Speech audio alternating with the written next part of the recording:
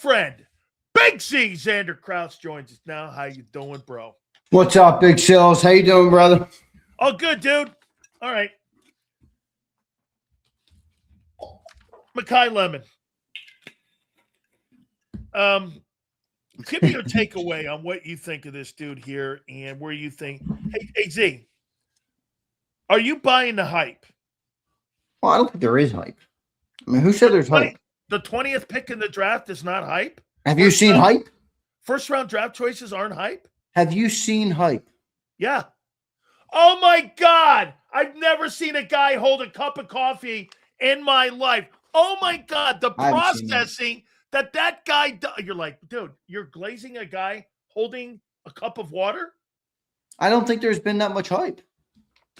Zander, you don't think first round picks is anything to do with hype? Well, there is hype, naturally on a first round pick, but I'm saying it's strictly in the case of him. I haven't seen overblown hype. In fact, I think I've seen more concern on him because he hasn't been on the field. I think when it comes to the comments that he makes, he just comes across as immature to me. Just immature still. A young guy. I think he's got a lot to learn.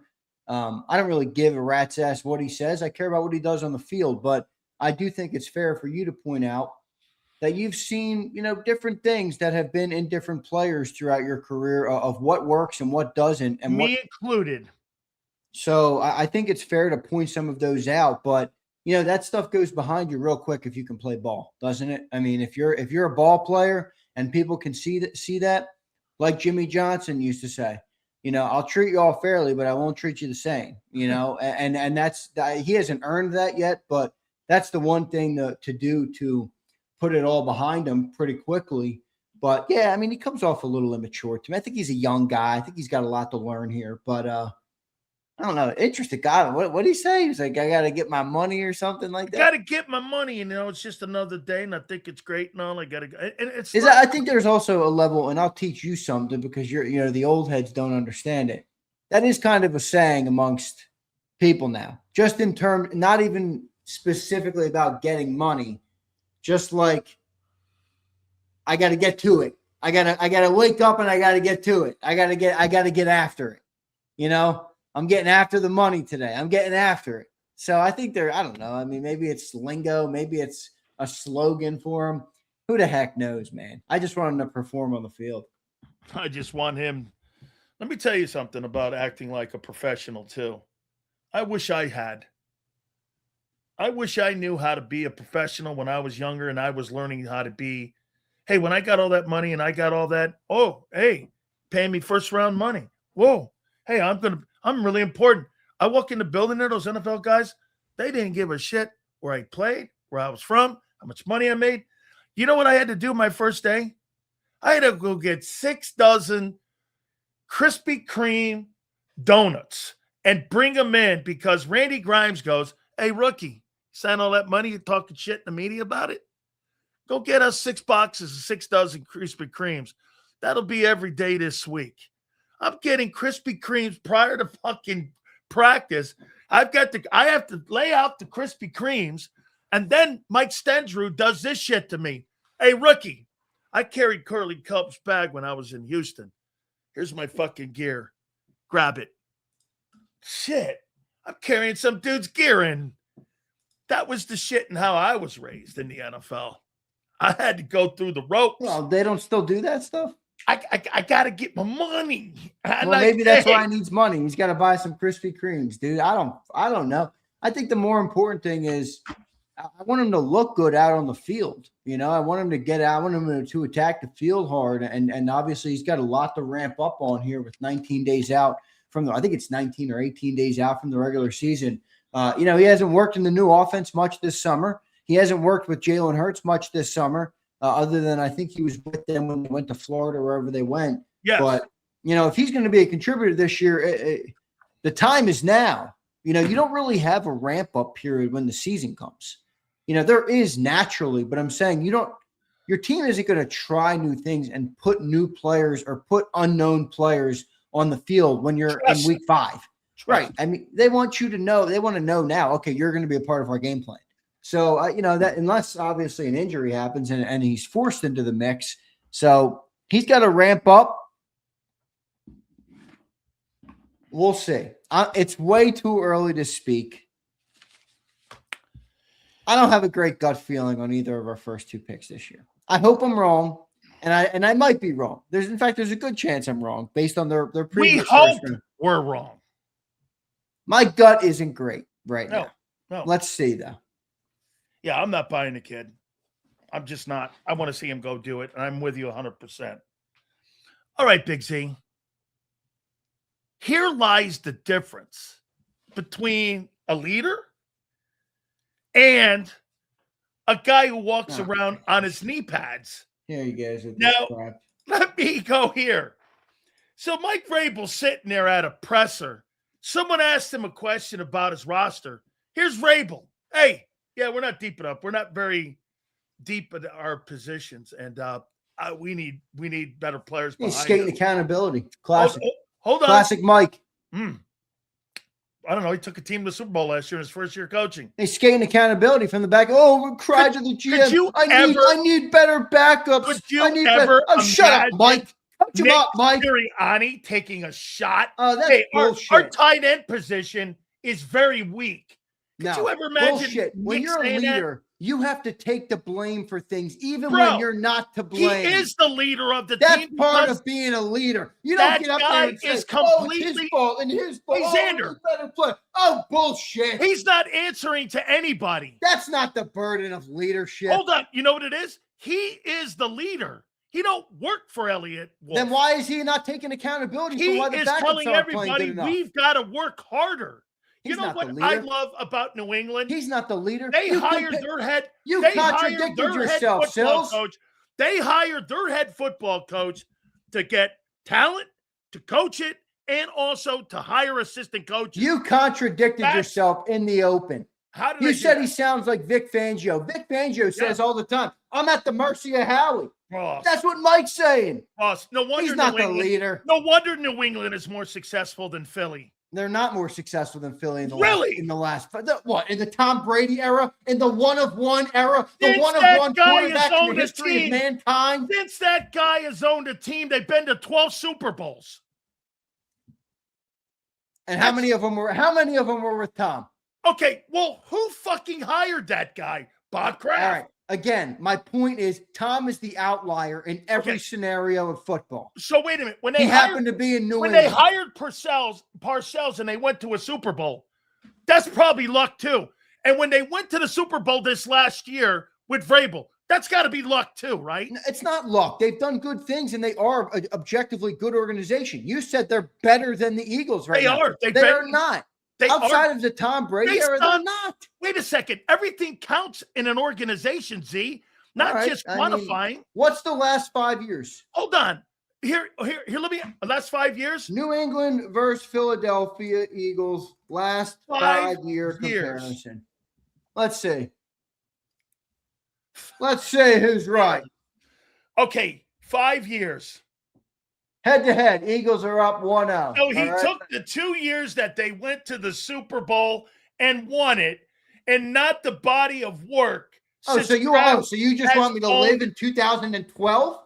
No, I'm living in 2026 when they I'm living in the Nick Sirianni era. They just went to the Super.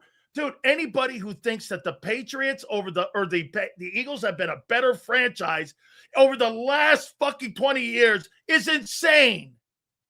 It's insane. They've won 39 fucking playoff games. They've won 10 Super Bowls. Or they've been to 10. They've won 6. Oh, here, let's see. In the last 5 years in the Nick Sirianni era, Eagles have a 6.94 win percentage. The Patriots are 40-45 with a 4.71. They made the playoffs out of 5 years. The Eagles are 5 for 5. You're right. In the last 5 years, the Eagles are. Well, what do you want me to do? Live in 2016? No, that's my point. I'm living in the fucking Robert Kraft era. Why did you bring up this topic? Because you were going to what? Take a dump on Nick Sirianni. Every single coach that they hire is the boss, and it runs through them. They don't answer to anybody. Parcells, Belichick. Vrabel just told you Elliott Wolf is the boss. Dude, Elliott Wolf is not his fucking boss. Okay. He said, "What am I supposed Yeah, to do?" he doesn't. He I doesn't. can't coach He him up. doesn't. Hey, dog. Take some accountability, Mike. You're right. Nick is a better coach. Bullshit. That's not what I said. I That's would not what I said. never, I ever dispute in a your point million that he's years the undisputed want leader. that fucking guy coaching me, that knee-dragging doorman of a head coach in Philly. That wasn't my point. I'll take Mike Vrabel any day over that doorman at a strip club. Yeah, okay. Yeah, okay. yeah. We'll see what happens this year if that guy lays a fucking Ironically, egg. I would take Mike Vrabel over Nick too. But to your point, Mike's in the same position. He's not in charge. Can you imagine Nick ever taking a shot at Howie? No. No. He would never say anything about a position group on his team being. Yeah, I appreciate Nick for taking the accountability, not looking at everybody else. Oh, Howie, accountability. More. Howie, what am I supposed to do with this roster? Improve them more. Accountability. Nick Sirianni takes accountability. Nick Sirianni falls on the sword for when things go south, he blames his assistant. Oh, wait a minute. Might not like Nick as a coach. Who fired Johnson? Gosh. Who fired Brian Johnson? Dude, you might not like Nick as a Why head coach. Why did Brian Johnson get fired? Because Sills. Nick didn't stand up for him. Sills, you might not like Nick as a head coach, but the only reason he's employed right now is because he his falls on the sword for everybody in that organization. Like who? Kevin Patullo and Brian Johnson? So what did you want Nick to do? I said, oh, yeah, just fire me. I want to keep Brian, so fire me. You bet. Get a scapegoat in Philly. That's what you do. BS. Oh, really? This city's scapegoating crime goes back way further than Nick. Wait a minute. Brian Johnson wasn't a scapegoat. He wasn't. No. I mean, he was for the team. But what did you want Nick to do? Say, keep Brian and then fire me and blow it up? I never thought Brian was bad. I don't either. Jeffrey Lurie said, get him out of here. Okay. So he told Nick to fire a good coach. Wait a second. Are you saying that the scapegoating era in the Philadelphia happened just now with the Nick Sirianni era, and that's started with him? I thought that's what era you were talking about. That is the era I'm talking about. But yeah, the problem. Wait, there's two different things. We're talking about the era, but the problem you're bringing up precedes the era in a great way by the people who are above Nick, the owner and the GM. So wait, you think they parachuted in and told Andy Reid what to do? I don't. Andy Reid hired who the fuck he wanted to hire. I've been very clear about that. I mean, Doug got fired. And Doug got fired for standing up for his coaches. Chip Kelly took the baby and dropped it on its head. Jeffrey Lurie's been different ever since. Folks, yes or no? Did Doug Peterson get fired for standing up for his coaches? And should he have stood up for the coach? Hold on. I didn't ask you that. I asked you, did he get fired because he stood up for his coaches? Yes or no? Yes, he did. Okay. But it was a bigger problem than just that. He was unwilling to placate to every whim and every need of the front office. If you're going to be the head coach in Philly, it goes without saying. It's like if you want to get a job on Wall Street, you got to have a finance degree from some Ivy League. It goes without saying. If you're the head coach of the Philadelphia Eagles, you placate to the whims and the likes of Jeffrey Lurie and Howie Roseman. And I'm not going to criticize Nick. I said, that is not leadership. That's going along to get along. Nick takes more accountability than Mike Vrabel does. We will definitely disagree on that one. Oh, BS. You might not like the way Nick coaches, but one thing he does, no. He falls on the sword for all those guys. Okay, well, that's your opinion. All right. It's not an opinion. It's objectively true. Okay. Okay, John McMullen. Hey, do you Boy, you're whiny today. Hey, there you go. See, now he's throwing adjectives at me here. Now it's all right here. It's a little whiny. I mean, I didn't call you a name. I just said the state of being is you're whiny right now. Hey, okay, that's again, it's okay. I can take slings and arrows. That's just who I am. I wouldn't call that a swing. Okay, it's okay. So Big Z. Look at Patriot fan to jerk whining up a storm. Another whiner like Sileo whining up a storm in the chat. Shut up, the jerk. Tell Mike to take accountability for his backups being a bunch of good job, the jerk. Way to go, brother. You know leadership when you nerd. See it. The other guy's a doorman. Hey, all right. Big Z. Eagles. Do you truly believe that is a Super Bowl offense.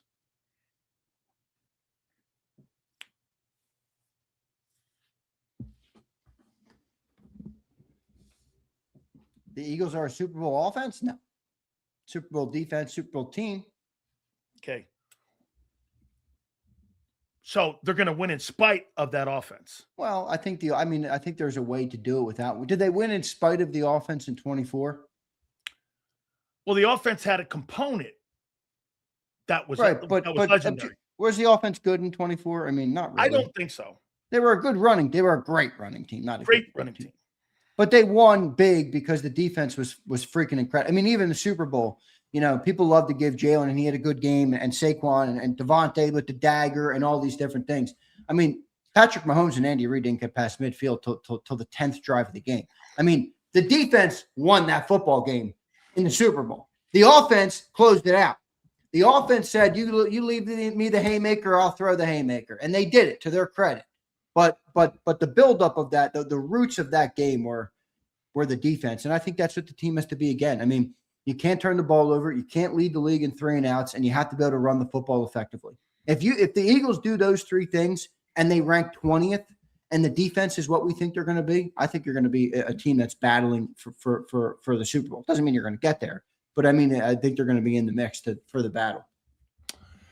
So let me ask you about your boy Sean Mannion, the evil genius. So where's Nick going to have him calling his plays from? You think? Where's Nick calling or Sean calling? Well, I'm just trying to figure out if he's going to interfere with where he's going to call plays. Why wouldn't he interfere with the guy's play calling? I mean, I do think that's an issue. I mean, Vic Fangio doesn't want any coaches in his ear. You see when Vic's up there in that booth, it's all Vic Fangio, man. There's just a statistician up there, and the rest of those coaches are away from him. It's all him. That's something that he's possessed over 40 years that he's been able to do. You tell me. Do you think it's a problem or not a problem that they haven't figured that dynamic out yet? Well, I mean, it could always be better, but I don't think it's a problem. Has it been a problem? I don't know. I don't know yet. I don't know. I haven't seen a game. All I've seen is, I've seen 2 preseason games, and one very underwhelming. The other one was a little better. I think Philly 500 said it best when he talked about this. You can't hire a rookie coordinator and not give him the leeway to be a rookie. If you have a problem with it, I'm okay with that. But then I think that should be directed at Nick and directed at the organization for going down this route. You can't hire a first-year guy and expect him to have veteran experience. I'm not blaming Mannion. I'm not blaming Mannion. He doesn't have it. So, I think my problem with it is, and John's called this out too, he's like, it's not what Mannion wants, clearly. So, is it Nick getting too involved? Who knows? At the same time, here I go again, and Nick's been on my nerves for the last couple of weeks, so I haven't defended him much, and I'm not really defending him here. I'm just adding the context. If you watched an organization, as like Sileo just named, blowout coordinators like this team does, would you put your fate in their hands? I'll ask everybody listening. You got a job, you have a career, you have a life. Sileo says it all the time. I don't want to co-host. I'm not putting my fate in another guy's hands. Anybody who works for a company, you're gonna rely on an unreliable guy or an unreliable system to do your job for you so you can keep food on the table. I mean, no way. Nick, I think is acting out of fear, and that's my problem with the way they operate, because I think the organization operates. And they put him in that, right? They put him in that box. I think they've cornered him into it. I do think it's a little bit of his philosophy as well. The whole risk averse thing, the whole, everything is competitive advantage. I'm not a fan of playing like that or operating like that. I'd rather show my chest and live or die with the results. But that's not the way they've operated. And I don't know. I do think it's not the smartest what they've done here with trying to have a first year guy. I mean, the other thing that's been happening, and Vic admitted to this at the podium too, is there's been way more calls during practice. I forget what they're called. Periods, though, where Sean is practicing play calling. Like, we have to prepare for a season. We shouldn't have to prepare the coordinator. But again, I don't think that's Mannion's fault. How the hell would he have the experience? He's never done it. You got to start somewhere in life. I can respect that and appreciate that. But, you know, I think those should be reserved for the teams that don't have Super Bowl aspirations. Correct. You shouldn't be doing that with a team that's in a Super Bowl window. But, you know, the other way to look at it is maybe the Eagles are signaling something else to us. They are signaling something else. You know what I think it is? And you tell me if you think I'm wrong. That he's not going to have the autonomy that people are saying he's going to have. This is still going to be Nick's ball of wax. And by the way, it should be, as he's the head coach. However, telling us that he's going to have full autonomy over the play calling when Nick's still debating whether to put him in the booth or on the sidelines next to him. Come on, man. You can't even get that right. That's coming down again. Here's, again, Z, why I'm on this side with, man, why are you getting in your own way? This is shit that's getting in your own way. You guys have a really good roster, and I agree with you. You have a really good roster. Is it a top 5 roster? Yeah. But I'll tell you what you don't have. You don't have a top 5 offensive coaching staff. That's for damn sure. I mean, none of those guys I would look at and go, you think any one of those coaches that are assistant coaches are top 5 in their profession at any level? Wide receiver, O-line, OC. Yeah, but those are tough to gauge, aren't they? I mean, I'll tell you what, I go over on your defensive side. Clint Hurtt's a top 5 D-line coach. Well, he looks like it. I mean, we're up close and personal. My point is, like, how can we ever rank them? How good is the receiving coach in New England? Dude, okay. I'm talking about the Eagles. When I go on your side of the ball, dude, your linebacker coach is exceptional. That's true. I mean, the Eagles, the defensive staff is better. I'll give you that. The defensive staff gives you more confidence in your coaching staff to have answers and to make adjustments. Do you think? I want to point something out. Wait, do you think there's any coincidence that there's less questions on that side of the ball because of that? Well, no, but dude, because this is where I think sometimes you inherently contradict yourself with your points on the show. You are known as the number 1 Jalen Hurts doubter, I'll use, out there. So how can you point to all of these different questions on offense and leave out the fact? Like, I know some people, and this isn't my line of thinking. I'm just sharing it because I've heard it. I was talking to one dude. He's like, you think Nick's a stiff? Nick figured out how to get to the Super Bowl 2 times with Jalen Hurts, who's not a great passer in the modern NFL. I think he's an effing genius. When you say, I'm just saying, that's a line of thinking. I contradicted myself. I want to know what you're talking about exactly. Because you're saying the offensive problems are on the coaching, but you're leaving out the fact that the players have been a big part of the reason they haven't been able to be a successful offense. For example, if I'll use an example. If Joe Burrow was the quarterback of the Eagles, do you think the wide receiving coach wouldn't be good? No.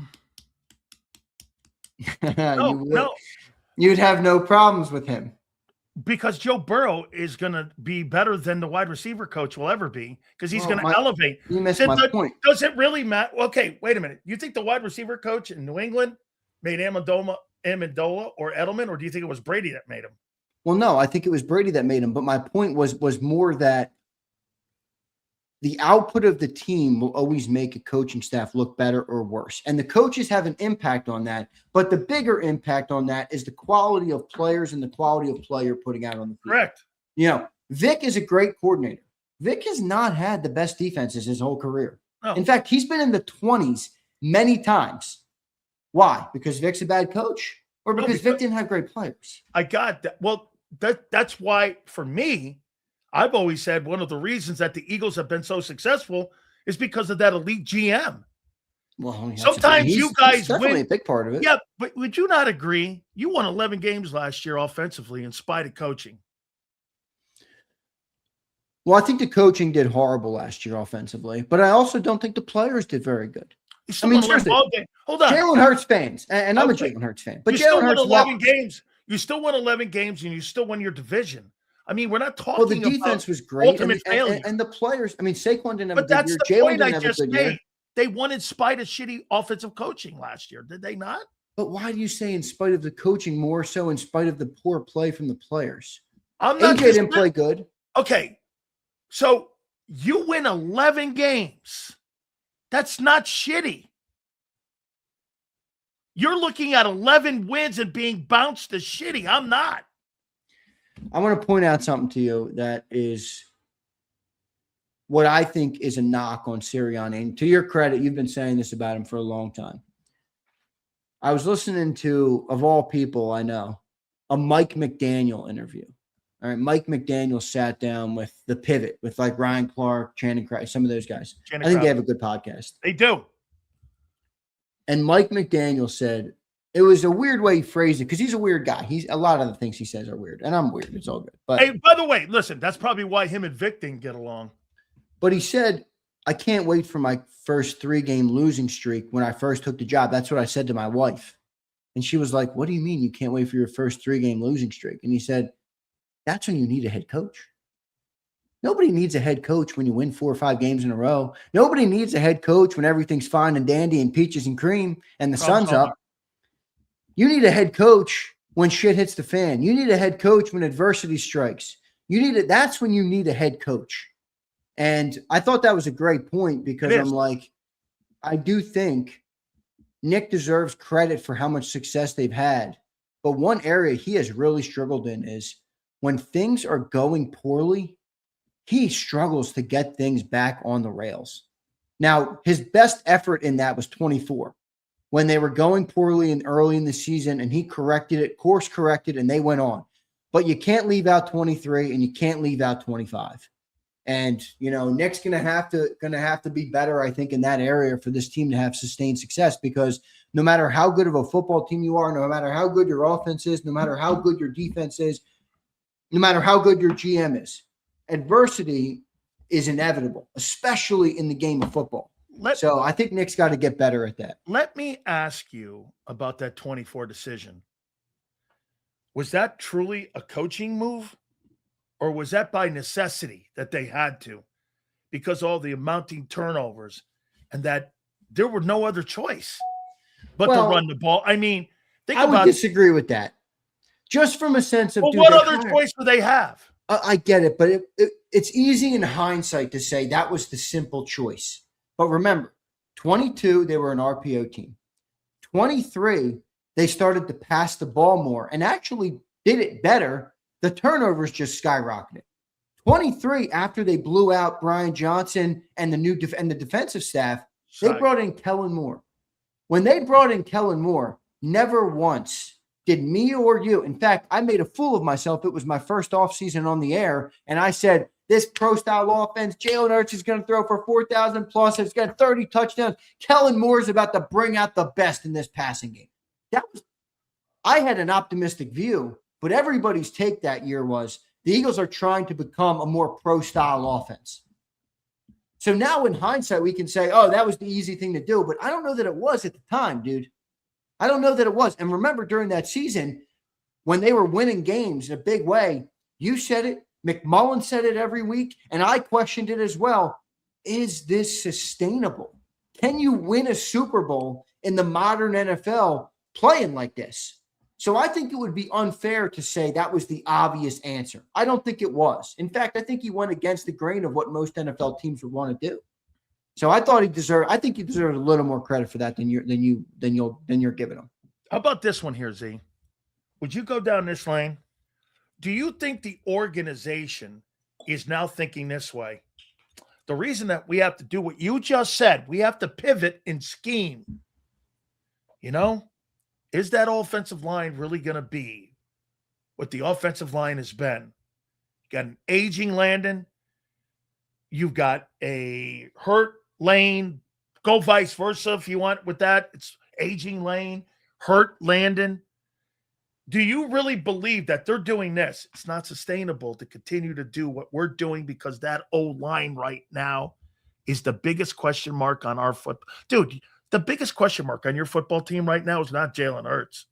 The biggest question mark on your football team is your O-line. Yeah, but I think Jalen has to be held to a higher standard than he's held. Okay, yeah, but get this. Would a great O-line help that?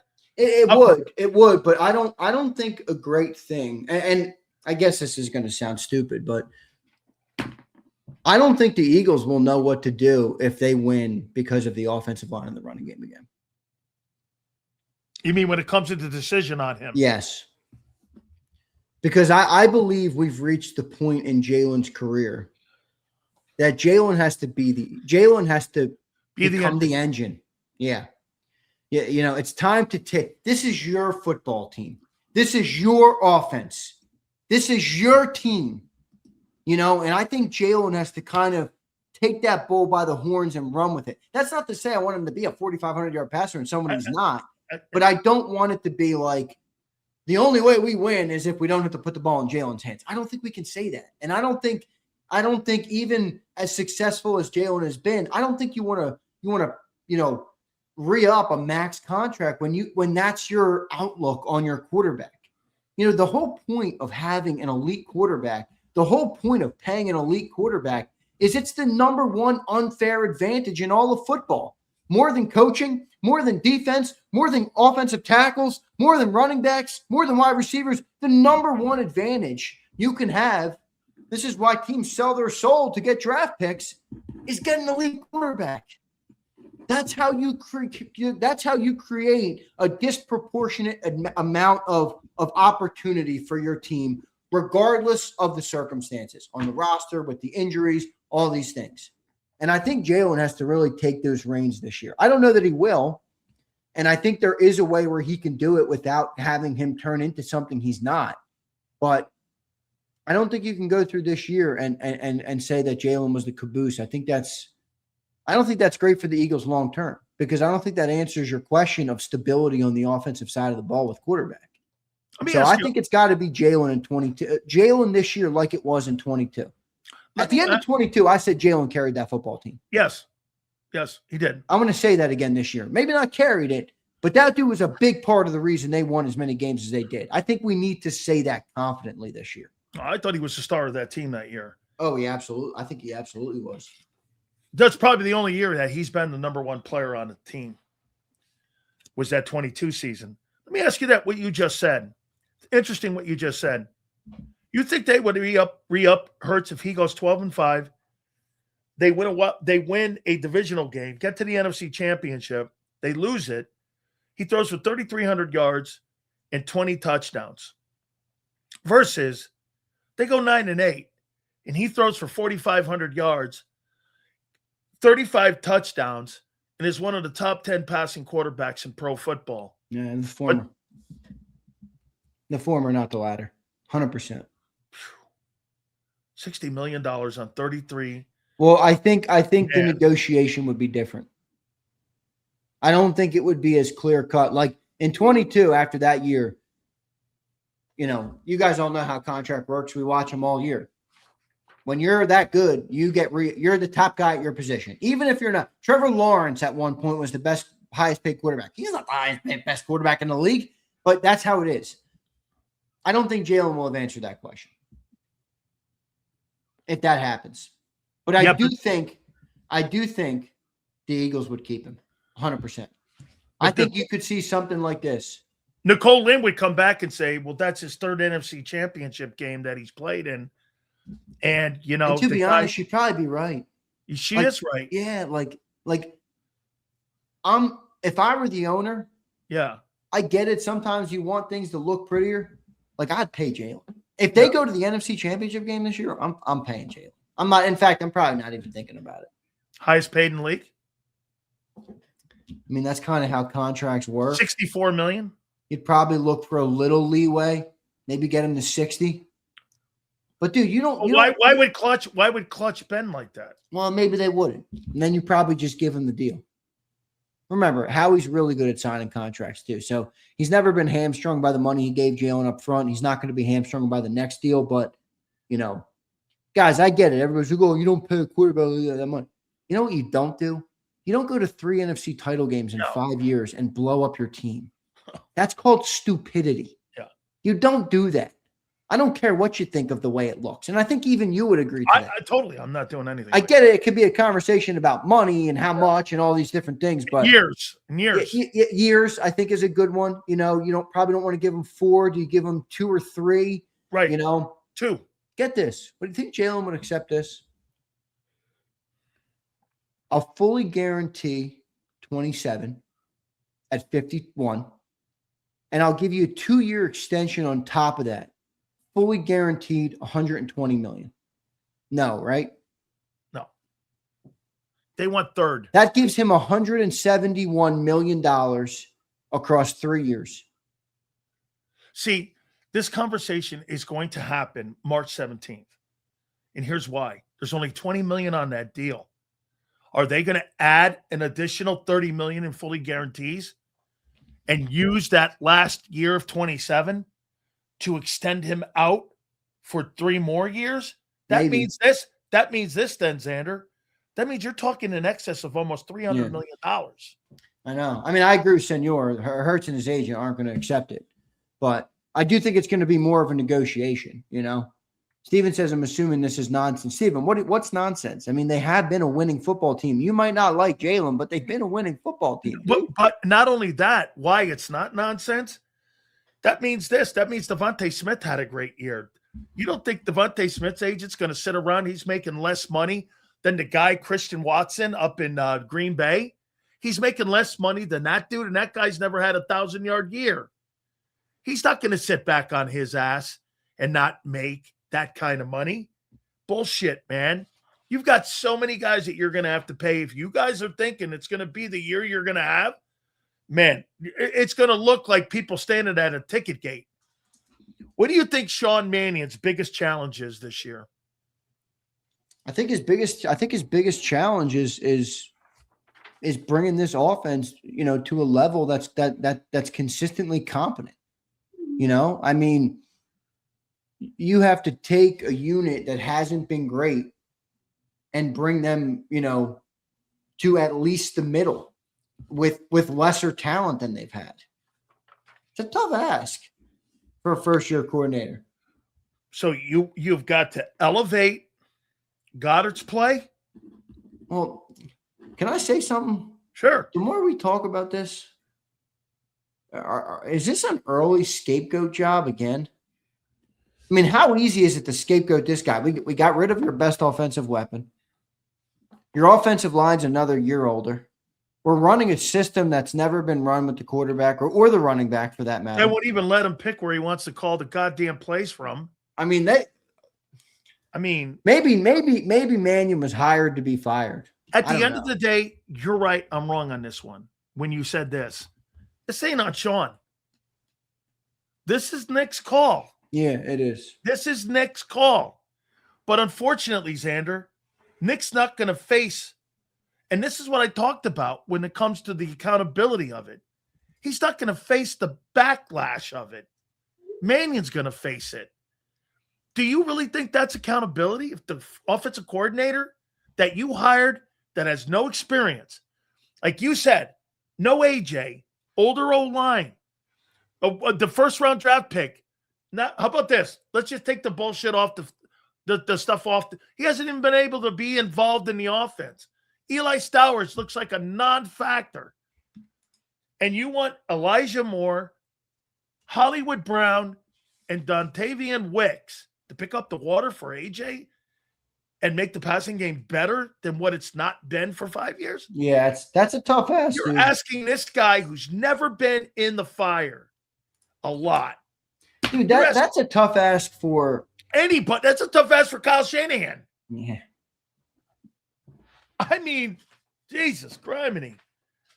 That is really a tough putt for him, man. Yeah, I agree. That's a tough putt, is right. That's a tough putt. I think his biggest challenge is going to be trying to elevate and make it look different. It doesn't have to be with big, giant numbers. You know what it has to be? Zander, don't you have to see this? Hey, they got a first down. They got 5 first downs through the tight end and through the 3-hole wide receiver spot in that Commander game. They really didn't even use you know what would be a great game against the Commanders? Devontae Smith with 5 catches for 88 yards, and you won the game big because you used everybody else. And Barkley had 109 yards or 110 yards. Goddard had like 70 yards in catches. Wicks had 78, 80 yards. All of a sudden, you're going like this. Wait, 3 guys? Or over. That's a great. Would you rather have 3 guys over 80 yards or 2 guys over 90 yards? I'd rather have the 3 guys because you know why? As a defender, I don't know where you're coming at me from.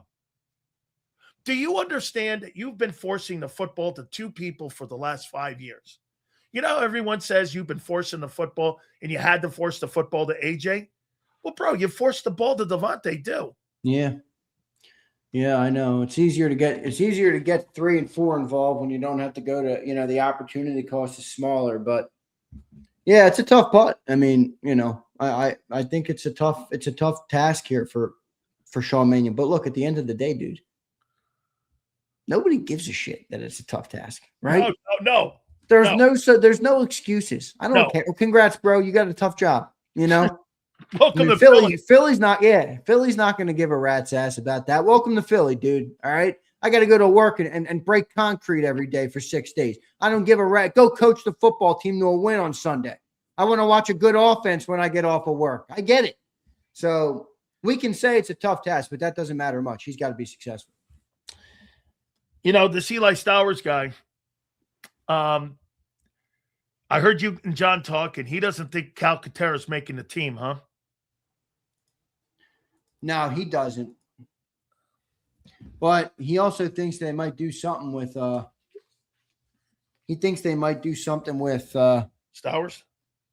Yeah, putting him on IR to where he misses 4 games. So what they would do then is he would make the 53-man on Sunday. That coming Monday, they would put him on the IR. He'd miss 4 games out of the gate. Holy shit. A healthy guy going on IR for 4 games? Man, that's not the way you want to start your career, bro. Yeah, I know. But he's not a this year guy anyway. They've already determined that.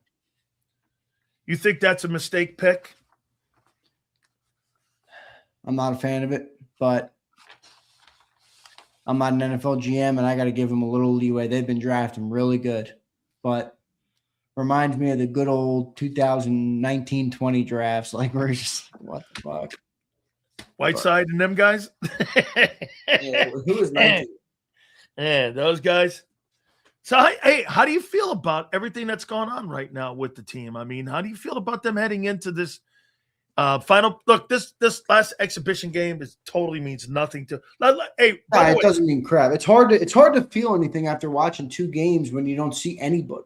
I know. Listen, though, here's the one thing I'll tell you that when John was talking to you about exhibition and Jeff Kerr going, exhibition football is stupid. It is, but it's different in Philly. You know why? Zander, you had 3 jobs open, right? You had a corner job open, you had an edge, and you had a wide receiver job open, correct? Yeah. Do you know how many jobs are open in New York with the Jets? 18. Yeah. It matters there on what preseason ball looks like. Did you see the Titans play all their starters? Well, you're the Titans. Right. It matters. Yeah. Okay. Hey, what do you make of what's going on in Cleveland? Well, with Watson? Yeah, with Watson and Sanders and all that shit. Talking shit on the fan base, too. You took a shit on the dog pound, and you think that's going to go over well. Can you imagine doing that shit in Philly? Another cispot who can't take any accountability. Bro. Just say, I understand I'm a controversial person because of what's happened. I hope to earn over all the fans so that they can enjoy watching the Cleveland Browns on Sundays. I mean, why can't it be that easy to say? I don't know. But, I think it's the right move because Deshaun has got to be the better quarterback. I mean, I think that this has to be studied. I mean, Deshaun Watson, when that went down, was legitimately a top 5 quarterback. He led the Texans to the AFC Championship game, I think. Dude, 48 or 45 touchdown passes, 4,800 He yards. was absurd. Absurd great. Like, literally, and if you think about it, everybody loves to joke about the contract, but imagine if he got back to that. That contract would be the biggest bargain in pro football. $46 million a year. Yeah, absolutely. So the only reason we left it was because he never got back to form. Now, obviously, he missed a lot of time, but man, he fell off. Like he does not. He looks like he's seeing ghosts. I think everything got to him a little bit. Lost his mojo is a good way to put it. Right on the bench, but yeah, I think what you said actually, what you said is the way that you help you. I thought about it like you after you said that. I was like, I probably would have went a different route if he's that polarizing. But you're right, you can't go the other way. No, you can't go the other way. So you can get off Watson after a couple years. Or they're setting him up to fail. They're setting him right, up and then you go to Shador and you let Shador take you home. But and you look, Shador's got to show more too. I mean, you got to show more as a player too in this league. I mean, and I've been a Shador fan, but Shador's got to he's got to play out there. My wife loves Shador too. My wife loves Shador. I mean, I like the swagger of him. I like the mentality of him. I like the approach. I kind of like the cockiness a little bit, but it doesn't matter if you're not good. So that's what I think he's got to do. But we'll see. Would you make of what Angelo said about Philly media? How the Eagles handle everything, how they set everything. I've known this for a while. Yeah, I mean, ever since I've been in the media world, this is my 6th year being here with JAKIB, doing this with JAKIB. So I was 22 when I got involved. Was specifically with Philly media. I was doing media before, but specifically with Philly media, that's the way it's always been. I mean, that's just the way it's always been. I mean, I remember because we had people that worked at JAKIB who were very close with the organization and constantly got calls. Constantly. And they towed the line, and those guys weren't even credentialed anymore. So, you see it. It's almost like a club. It's like, you ever seen the movie Fight Club? It is a club. Yes, by the way, I have. The first rule of Fight Club, you never talk about Fight Club. It's like almost like this unwritten rule that if you ever want to have any relationship, not even a credential, you just want any relationship with the Birds, you're not going to cross the line. It's why they have partial credentials. Well, I was saying this too, like, I think I'm pretty nice to the Eagles. I'm always honest, but I don't think I'm overly critical of them. Maybe some people think I am. The Eagles would never, like, they let some of these other Eagles YouTubers like come to the practices, and they they invite him for a full day. And I was talking to my buddy Gary. I don't know if he's in the chat right now, but I'm like, man, they would never, ever let me do that. Ever. They would never invite me down there. They hate JAKIB. They hate us. Big Dom wouldn't give us that time. And that's just, that's kind of who we are. That's that. And I prefer to always be truthful and not bend the knee. I don't bend the knee to anybody in life. I never have. In fact, I've caused a lot of problems in my life. Still am, because I don't bend the knee to people. But I'd rather die on my own vine than latch on to somebody else's. Good to you. Well, let me tell you one last thing. They bring up Senor brings up J-Mac real quick just to close it out. Senor, J-Mac gets so much shit. And by the way, J-Mac's not credentialed through JAKIB. He's credentialed through Sports Illustrated. He's not credentialed through JAKIB. And they give him a lot of shit for this network. And that's why he watches what he says on our shows, because they always got somebody listening. They're probably listening right now. Eagles, invite me to train. Really? At least invite him. I'm honest. Yeah, I mean, at least invite him. All right, so last thing here. So I get a call from this guy's old man yesterday. Hey, I need you to do something. And you know what? Because Zander still has a ticket on his bulletin board that I fucked him over on. Yeah, I brought it to the new house. And I was like, you know what? And because we had such a great time at KP, we have to do this on the 13th. And it gives me enough time to get myself prepared and everything. So we are going to have this tailgate party. How's it going so far? I think it's going good. I mean, I'm not manning the back end of it, but it should be a pretty sick event. I'm in talks with a big security firm right now to protect any flying beer cans that are coming from goofy fucking Eagle fans. But no, I think it should be a great event, dude. You're gonna sit right next to me for this here, man. We're gonna have a great time. Yeah, and I hope people realize, we're as much as we need to make money as a business to operate. These are not, we got $135 get you into the game. Unreal. Get you a sweatshirt, which cost a pretty penny to get made, obviously. So we're doing it for the people we love. We do have such a great community, dude. Like, media is a tough business for those who don't know. Most media companies, including the biggest ones that you see, look at Odyssey. They're fucking broke. Yeah, that's right. They're stone broke. They're all broke. Angelo brought up, he thinks it's $7 million. I know the number. You know what WIP pays the Eagles? You said 4. Yeah. You know what they paid? You know what they pay the Eagles right now? No.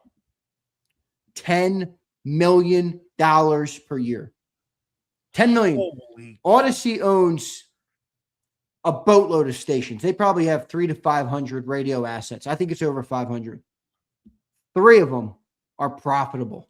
That's right. I work WIP, the Hub, WFAN, and the Hub. And the Hub is where? In Boston. The Hub, and they got one more. 1210 PHTs, the political station in Philly that they own. Yep. It's a losing business. So, we broadcast all through the offseason, dude. We're a small company, and awesome. we the only reason that we can do that is because of the people that listen to us every single day. And that's a stone cold fact. All right. I'm not making it up. It's not because of sponsors. It's because of people that tune in every day. So I love to do shit where they can get to a game, they can enjoy it and try and get a great opportunity to go down there and enjoy the thing that they all love. Obviously the most is the Eagles. So we have a shared bond over the team, and I think it's a great opportunity for everybody to be able to go and get together and have fun. Put a face to a name. I always say, dude, how high on life was I after the parade? Oh, you were awesome. And it wasn't because of the parade. It wasn't because of the parade. No, it's the people. It was because I got to meet the people, and hang out with the people that we talk to every day. So it's cool, man. I think it should be a great opportunity. I'm gonna wear that Jerome Brown jersey. Yeah, that'd be cool. That'd be real cool. I'm gonna wear that Jerome Brown jersey. And by the way, it is a bucket. I want to do a tailgate for a Birds game. Yeah, there's practice tonight. Did you know that? Yeah, I did. 6P. Yeah, so wait a minute. So the media guys can't do any taping or anything, but people in the stands can? Well, they're not going to do anything, but yeah. It's going to be a glorified passing clinic. Well, I'll tell you what, folks. I hope you will get involved with that. Make sure you guys hit the number up, man. Text the number, get it done, man. Get your tickets. $135. Look what Z's getting. Look what they did here. We got the game ticket, custom JAKIB Nation hoodie. I'm working on the design now. Big Sills autograph reservation. There'll be a line to get the Sills autograph. We'll be back in lot P. That's what we'll be for the home opener. And then I'll be doing some giveaways, man. I'll bring down some jerseys, some hats, some jackets, a bunch of other stuff to give to the great people of JAKIB Nation. That'll be pretty fun. I'm looking forward to this, dude. And I am not bailing. I am 1,000. No, 1,000%. 1,000%. I'll be up there. Let me phone in Sileo. Wait a minute. Get this. Ready? He invited my wife, too. Oh, did he? He'll probably put you up in a good spot, too. Yeah, no, he invited my wife. Yeah, good. He'll get you set up, dude. Listen, Kim's coming. Yeah, that's great. Yeah. Well, I better get those plane tickets early. Wait a minute. Get this. So you and your lady go out to some dinner or something like that. Yeah, maybe. We got to see what that looks like. She's going to be, I don't know about that. That's right. I forgot about she's going to be pregnant at that time. I forgot about the bun in the oven there. I know what the bun in the oven is. You want to hear? Yeah, I do. Give it a guess. It's a chick. Everybody got a guess? I said it this morning. So if you heard me this morning, don't feel the need to chime in. What do you think it is, guys? What's the bun in the oven? Yeah, what is it? You think it's a girl or Steven says girl. Boy. Sue says chick. Prince says girl. Baby Z is on the way, Sills. I'm having a son. Oh, phenomenal. The bloodline is secured, Sileo. Oh, my God. Maximus Krause. The bloodline is secured. No, I think I'm going Junior. Junior. Zander Jr. Alexander James Krause. I love that. Yeah. Alexander James. So we'll see. This is gonna be. I can't wait to meet everybody. I can't wait to meet your wife, man. I'm looking forward to that. By the way, now it looks like I will have. Now it looks like I will. Oh my gosh, that thing still lives. Yeah, listen. Now this thing's gonna end up in his hand.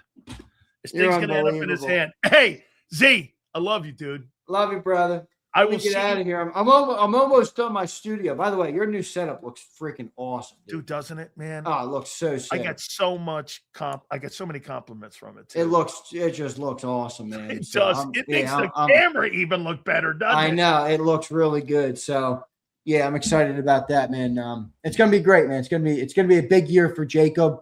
We also have some other things working too that won't be as to the forefront to the people that view here, but I just did a deal. I just signed a deal with a company that's going to syndicate our shows to over 200 different digital website platforms and websites and things of that. So we'll be running, and I'm in talks. I'm hoping to get this done too with, they might put us in some 7-Elevens and some gas stations and some airports. So we'll see. I'm working on that. That's a little harder to get, but I'm working on that too. So a lot of good things happening, man. Listen to this, Z. You know that sports grid thing that I do?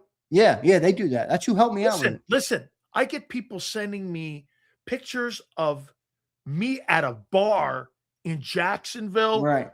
In like Dallas, Texas. I got one person sending me in Toronto at the airport. It's crazy. That's great stuff. Yeah, so it's exciting, man. We're gonna have a big year. We need you to have a big year. Obviously, you're going to run up some awesome guests on the program this year. We're going to have we're hoping to have an awesome year of content for the shows. And look, I hope the Eagles have a great year too, dude. I really do. I hope they have a freaking great year for all the stuff that we talk about. I want the Eagles to win because one, I'm an Eagle fan, and two, it's good for business. So, and Alexander Jr. is coming, and I need some fucking cash to pay for it, all right? Big Z. Supporting everybody. I love all you guys. Love you, man. I'll talk to you tomorrow. That's awesome stuff. Brother. You got it, man. Absolutely.